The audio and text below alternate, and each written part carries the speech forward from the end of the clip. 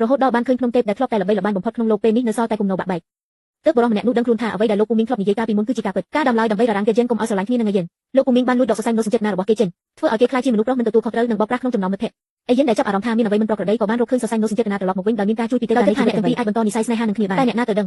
ងប្រតិកម្មរបស់គេជិនបែរជាធ្វើឲ្យនាងខកចិត្តយ៉ាងខ្លាំងតាមពិតទៅសរសៃនូសញ្ចេតនាគឺខ្ញុំស្ម័គ្រចិត្តឲ្យគេដកចេញស្មានមិនដល់ថាត្រូវបានអ្នករកឃើញមកវិញវាពិតជារំខានណាស់ថែមទាំងដើម្បីឲ្យយិនអស់ចិត្តទាំងស្រុងគេក៏បាននិយាយពាក្យដែលប៉ះពាល់ដល់អារម្មណ៍យ៉ាងខ្លាំងរបស់ពួកយើងខុសគ្នាឆ្ងាយណាស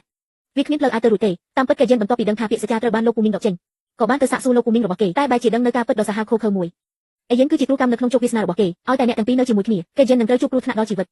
ហើយលោកគ្រូដងវត្តដើម្បីរក្សាជីវិតគេមុនពេលត្រាស់ដឹងបានយកគ្រូកម្មរបស់គេទៅផ្ញើទុកនឹងភ្នំ Days ប្រសិនបើមិនអាចរារាំងអ្នកទាំងពីរឲ្យនៅជាមួយគ្នាវានឹងដាក់គ្រូកម្មរបស់គេយិនឲ្យមកដល់ហើយជីវិតសត្វលោកទាំងអស់នៅលើភ្នំ Days នឹងត្រូវរងគ្រោះជំនួសគេតើត្រូវរើសយកមនោសញ្ចេតនាផ្ទាល់ខ្លួនរបស់អាទិទេពតូចឬក៏រើសយកជីវិតសត្វលោកទាំងអស់នៅលើភ្នំ Days ម្ខាងគឺជាស្នេហាស្លាប់រស់ម្ខាងទៀតគឺជាទំនួលខុសត្រូវដ៏ធ្ងន់ធ្ងរគេយិនមានតែបង្ខំចិត្តកាត់ផ្តាច់សរសៃមនោសញ្ចេតនាដោយគិតថាធ្វើបែបនេះអាចឲ្យយិននៅក្រៅរង្វង់គ្រោះថ្នាក់បានព្រមទាំងអាចរក្សាភ្នំ Days ទុកបានទៀតផងតែនឹកស្មានមិនដល់ថាគ្រោះថ្នាក់នៅតែវាលោកដែរដើម្បីឲ្យស្ដេចបិសាចអាចមកដល់គ្រាប់ពូជផ្កាបិសាចត្រូវបានដាំនៅលើភ្នំ Days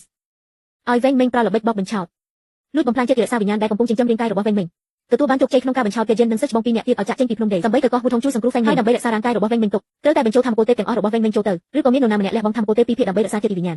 គេយិនដឹងថាធម្មពលទេពពីរភាគចុងក្រោយរបស់វែងមេងគឺនៅឋានខ្មោចហើយតម្លៃនៃការយកវាមកវិញពាក់ព័ន្ធនឹងអាយិនដែលគេមិនអាចទទួលយកបានខណៈដែលគេបំរុងនឹងដកធម្មពលទេពផ្ទាល់ខ្លួនចេញនឹកស្មានមិនដល់ថាអាយិនដែលដឹងដំណឹងនេះបានធ្វើសកម្មភាពមុនគេនាងមិនស្ដាយនឹងលះបង់អាយុជីវិតពាក់កណ្ដាលរបស់ខ្លួនដើម្បីដោះដូរជាមួយដើម្បីយកធម្មពលទេពដែលនៅសល់របស់វែងមេងត្រឡប់មកវិញរងចាំរហូតដល់គេយិនបានដឹងរឿងជីវិតរបស់អាយិនបានឈានចូលដល់ការរាប់ថយក្រោយទៅហើយដើម្បីជួយអាយិនគេយិនបានដើររកវិធីបន្តជីវិតគ្រប់ទី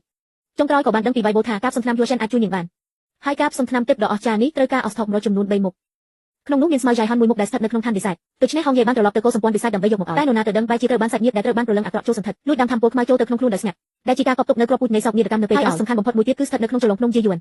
នោះគឺដើមឈើបិសាចជាយួនដែលស្ថិតក្នុងចំណោមការបិសាចទាំងឡាយនឹកស្មានមិនដល់ថាគេយើងទើបតែចូលទៅដល់ក្នុងចលងជាយួនភ្នំ Days ក៏មានរឿងកើតឡើងតែម្ដងហងយាយដែលត្រូវបានធម្មពលខ្មៅគ្រប់គ្រងបានបង្កភាពប្រកបភ្លាមពេលចូលទៅក្បែរភ្នំ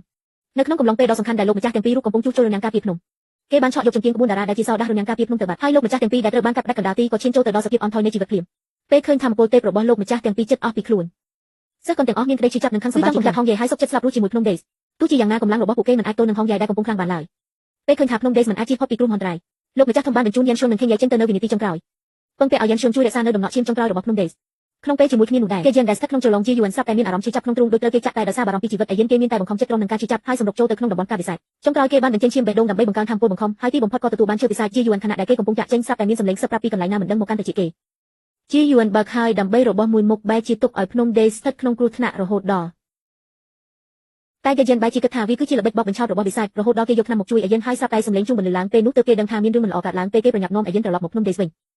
ញអ្វីដែលឃើញនៅចំពោះមុខគឺមានតែគំនោបាក់បែកភ្នំទេពកាលពីមុនលែងមានទៀតហើយ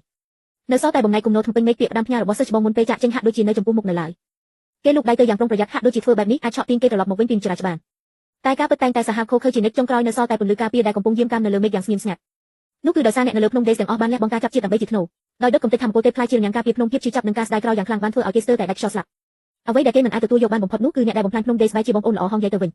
ញពេលលើដំណឹងនេះឯយិនមានអារម្មណ៍មិនល្អនៅក្នុងចិត្តយ៉ាងខ្លាំងនាងលូកដៃទៅចាប់ជាអាវរបស់គេយិនយ៉ាងណែនព្រោះការដំឡើយគឺនាងជាអ្នកនាំហងយាយមកកាន់ភ្នំ Days នេះគ្រាន់តែមិនទាន់បានប៉ះផងក៏ឃើញគេយិនដើរសម្ដៅទៅកាន់វិហារធំរួចហើយក៏លើកជង្គង់ចុះសំពីយ៉ាងជ្រៅទៅលើដីភាពឈឺចាប់នឹងការស្ដាយក្រោយដ៏ធំធេងបានវាបំបែករនាំងការពារចុងក្រោយរបស់គេហើយក៏ស្ថិតក្រោមការវាយលុកនៃអារម្មណ៍ដ៏ខ្លាំងក្លានេះដែរធម្មពលទេពដែលត្រូវបានបិទទុកក្នុងខ្លួនគេក៏បានផ្ទុះឡើងទាំងស្រុងធម្មពលដើមនៃព្រះដ៏ពិតប្រាកដនិងខ្ពង់ខ្ពស់បំផុតក៏ត្រូវបានត្រឡប់មកវិញហើយ